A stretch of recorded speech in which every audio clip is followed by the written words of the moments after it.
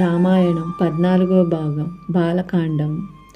జడచేతన గుణ దోషమయ విశ్వ కిన్హ కరాతార సంత హంసగుణ గహాహి పయ పరిహారి భారి వికార. భగవంతుడు చేతన రూపమైన విశ్వమునందు మంచి చెడులను సృష్టించెను. హంస పాలను గ్రహించి నీటిని వదిలినట్లే సాధువులు గుణములను గ్రహించి దోషములను దూరముగా పరిహారించెదరు.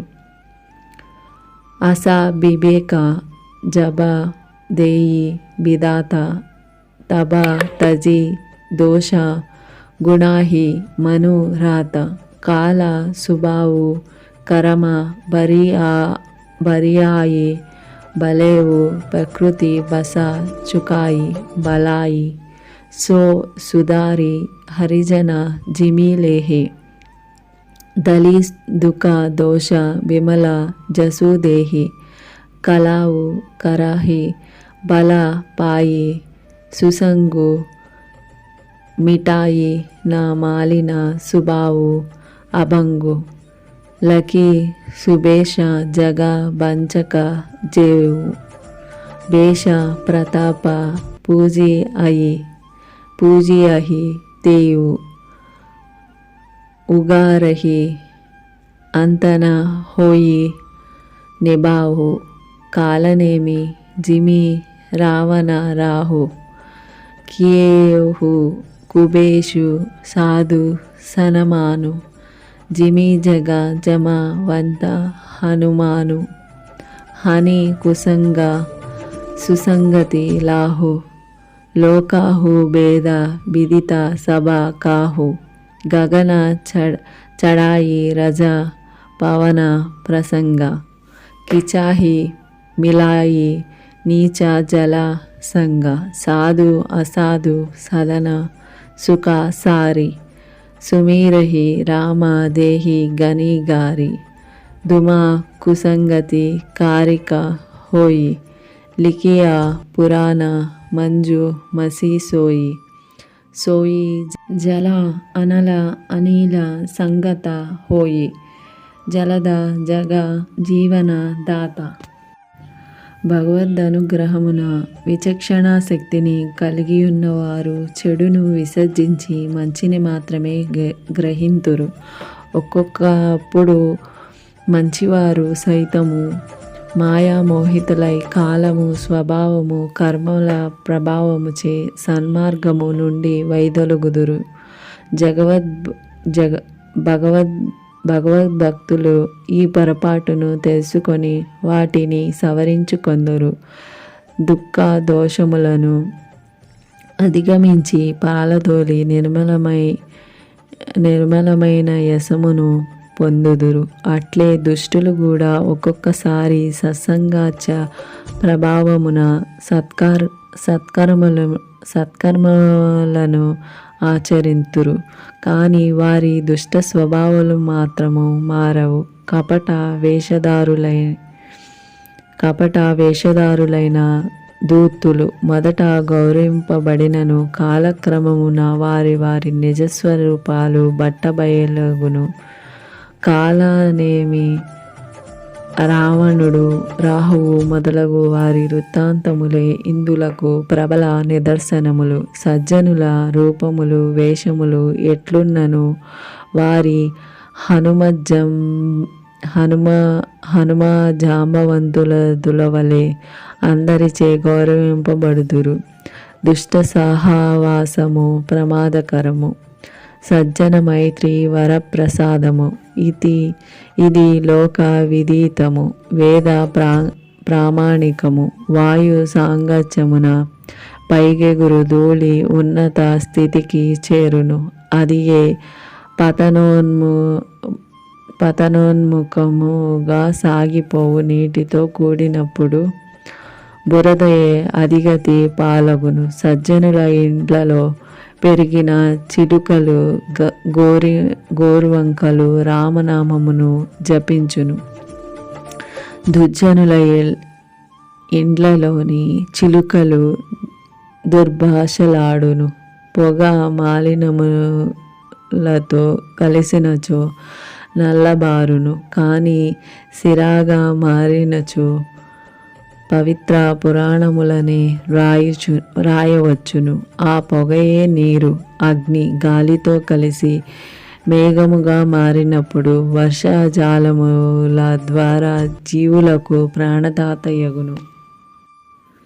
గ్రహ భేషజ జల పవన పట పాయి కుజోగ సుజోగ హోయి కుబాస్తు సుబాస్తు జగ లకాహి సులచ్చన లోగ సమ ప్రకాశ తమ పాక దూహు నామ భేద బిది కిన్హ ససి శోషక పోషక సమూర్జి జగ జస అపజస జిహ్న జడ చేతన జగజీవ జత సకల రామమయ జాని బంధవు సభకే పద కమల సదా జోరి జుగా పాని దేవ తనుజ నర నాగ ఖగ ప్రేత పితర గంధర్వ బంధవు కిన్నెర రజనీచర కృపా కరాహు అభ సర్వ.